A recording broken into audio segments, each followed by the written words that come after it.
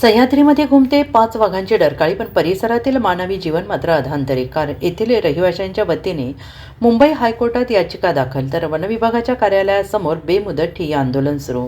वाघांपासून लोकांच्या सुरक्षिततेची व्यवस्था करण्याची स्थानिक लोकांची मागणी.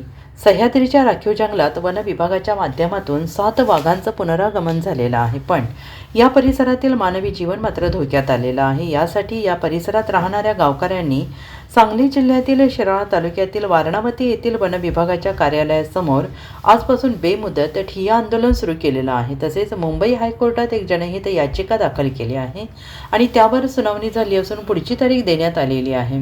या राखीव वनक्षेत्रात राहत असलेल्या स्थानिक लोकांच्या बाबतीत कोर्टही अधिक सहानुभूतीने विचार करत आहे. वन्यजीव पर्यटनाच्या दृष्टीने वन विभागाने ताराचंदा आणि हिरकणी हे 3 मादी वाघ, तर सुभेदार, सेनापती, बाजी, शिलेदार असे 4 नर वाघ या सह्याद्री व्याघ्र प्रकल्प क्षेत्रात सोडले आहेत. त्यामुळे वन्यजीव पर्यटनाला चांगली चालना मिळालेली असली तरी या संवर्धन मोहिमेमुळे सभोवतालच्या गावांमध्ये अस्वस्थता पसरलेली आहे. वाघ, बिबट्या, गवे यांच्याशी मानवाचा वारंवार होणारा सामना यामुळे परिसरामध्ये राहणाऱ्या स्थानिक लोकांमध्ये या वन्य प्राण्यांपासून सुरक्षेची भीती वाढलेली आहे. या विरोधात या परिसरात राहणाऱ्या लोकांच्या याचिका दाखल करण्यात आलेली आहे आणि त्याची सुनावणी पार पडलेली असून पुढील तारीख देण्यात आली आहे. नमस्ते, मी प्राध्यापक आनंदराव जाधव, मणदूर, तालुका शिराळा, जिल्हा सांगली. मी या ठिकाणी मंदूर या बफर झोनमध्ये येणाऱ्या गावात या ठिकाणी राहतो. या ठिकाणी बफर झोन डिक्लेअर झाल्यानंतर वन्य प्राण्यांनी अक्षरशः आमच्या गावामध्ये येऊन उच्छाद मांडलेला आहे. इथली शेती, इथली सर्व पिकं नष्ट केलेली आहेत. इथं दररोज आमच्या गावातील असणाऱ्या गावकऱ्यांवरती जंगली प्राण्यांकडून हल्ले होत आहेत. काहींना गंभीर जखमी केले जाते, काहींना किरकोळ जखमी केली जाते आणि या भीतीपोटी गावकऱ्यांनी आता जमीनच कशाचं सोडून देत आहेत. या ठिकाणी प्रामुख्याने असणारी सर्व पिकं उद्ध्वस्त झाल्यामुळं इथला शेतकरी उद्ध्वस्त झाला आहे, इथली कुटुंब व्यवस्था उद्ध्वस्त झाली आहे, इथलं आमचं शिक्षणसुद्धा थांबलेलं आहे. कारण आमची मुलं शाळेमध्ये जायला भीतात, कारण रस्त्यातून जात असताना कुठेही जंगली प्राणी त्यांच्यावरती हल्ला करू शकतो. अशा प्रकारचे एकत्रित दहशतीचं वातावरण आमच्या या परिसरामध्ये निर्माण झालेलं आहे.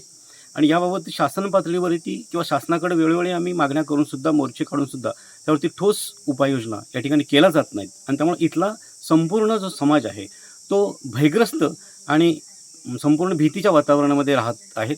या लोकांना न्याय देण्यासाठी शासन पातळीवरून निश्चितपणे या ठिकाणी योग्य ती पावलं उचलली पाहिजेत आणि इथल्या असणाऱ्या प्राण्यांचा जो उच्छाद आहे तो थांबवला पाहिजे. या सर्व प्राण्यांना त्यांच्या असणाऱ्या रहिवासामध्ये किंवा त्यांच्या असणाऱ्या जंगलामध्ये या ठिकाणी नेण्याची व्यवस्था वन विभागाकडून केली गेली पाहिजे. अशा प्रकारची वेळोवेळी मागणी आमच्या ग्रामस्थाकडून होत आहे, पण त्याच्यावरती कोणत्या प्रकारची दक्षता या वन विभागाकडून घेतली जात नाहीत. आणि त्यामुळं संपूर्ण समाजामध्ये वन विभागाबाबत खूप मोठी नाराजी या ठिकाणी पसरलेली आहे. आणि त्यामुळंच मानव आणि प्राणी यांचा जो संघर्ष आहे तो मिटण्याऐवजी आणखी तीव्र बनण्याची शक्यता आहे. आणि याला केवळ आणि केवळ इथलं वन विभाग किंवा फॉरेस्ट विभाग हेच जबाबदार असल्याचं या ठिकाणी मला सांगावंसं वाटतं. नमस्ते. आमचे मित्र हरीश यांनी नुकतीच मुंबई उच्च न्यायालयामध्ये एक याचिका दाखल केली, एक सामाजिक विषय घेऊन. याचा उद्देश असा होता की वन्य प्राण्यांच्या हल्ल्यापासून सर्वसामान्य लोकांचं, खास करून मुलांचं, लहान मुलांचं संरक्षण झालं पाहिजे. 1000पेक्षा अधिक एकर जमीन जी पडीक आहे त्याचं रक्षण झालं पाहिजे, लोकांचे जीव वाचले पाहिजे आणि प्राणी आणि मानव यांच्यामध्ये एक प्रकारचा एक कॉमन दुवा निर्माण झाला पाहिजे. अशा मागणी घेऊन आम्ही हायकोर्टमध्ये गेलो होतो. हायकोर्टमध्ये आमची सुनावणी 5 तारखेला लागली होती.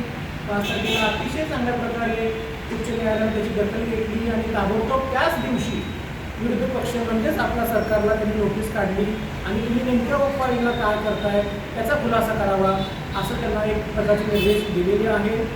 अगदी 15 सेकंडमध्येच उच्च न्यायालयाने नोटीस काढण्याचा आदेश केला. आम्हाला ते तिथले जे काही जज साहेब आहेत, बेंच जे आहे, डिव्हिजन बेंच, त्यांनी आम्हाला असंही विचारलं की हे सगळे वन्य प्राणी जे आहेत ते फक्त ग्रामीण भागातच नाही तर शहरामध्ये पण येत आहेत, ही समस्या अतिशय गंभीर आहे. त्यांनी असं देखील विचारलं की हे जे काही विक्टीम आहेत, बळी पडलेले लोक आहेत, त्यांना नुकसान भरपाई मिळते का, आणि जर ती मिळत असेल तर ती किती मिळते. एकंदरीतच हायकोर्टाचा एक ॲप्रोच जो होता तो अतिशय पॉझिटिव्ह होता. त्यांनी याची अतिशय चांगल्या प्रकारे गंभीर दखल घेतलेली आहे आणि आम्हाला खात्री आहे या जनहित याचिकेचं जे काही पुढचं जे जे भविष्य आहे ते अतिशय उज्ज्वल असणार आहे आणि याच्यातून लोकांच्या सगळ्या समस्या ह्या दूर होणार आहेत. जवळपास 10,000पेक्षाही अधिक कर्मचारी अधिक गावची लोकसंख्या आहे, गावातील अनेक लोक त्याच्यामध्ये आहेत. 5 गावाचा हा प्रश्न आहे, 4 जिल्हे त्याच्यामध्ये समाविष्ट आहेत. खास करून निनाई परळी गाव आहे, शितूर वारुळ गाव आहे. या गावांच्या मध्ये ते वन्यप्राण्यांचे हल्ले होत आहेत. ते थांबणं गरजेचं आहे. हे जर थांबलं नाही तर शासनाचा जो उद्देश आहे की वन्य प्राण्यांची पैदास वाढली पाहिजे, ही पैदास वाढण्याच्या ऐवजी ही कमी होऊ शकते. कारण जर प्राण्यांनी माणसांच्यावरती हल्ला केला तर मनुष्य हा प्राण्यांच्यावरती हल्ला करणार आहे आणि हा वाद वाढतच जाणार आहे. ते थांबण्यासाठी मूळ त्याची कारणं काय आहेत ते शोधण्यासाठी, प्राणी हे नेमके जंगल भागामधून बफर झोनमध्ये का येत आहेत ते शोधण्यासाठी, त्याची कारणं शोधून त्याच्यावरती उपाययोजना करण्यासाठी आम्ही याचिका दाखल केलेली आहे. ती याचिका दाखल करण्यासाठी याचिकाकर्ता लागतो. तो याचिकाकर्ता म्हणजे आमचे हरीश कांबळे. त्यांनी ही याचिका दाखल करण्याचं धैर्य दाखवलं आणि त्यांना एक चांगला सकारात्मक प्रतिसाद मिळालेला आहे. त्यामुळे त्यांचे आभार मानतो. Bureau report SBN Marathi, Sangli.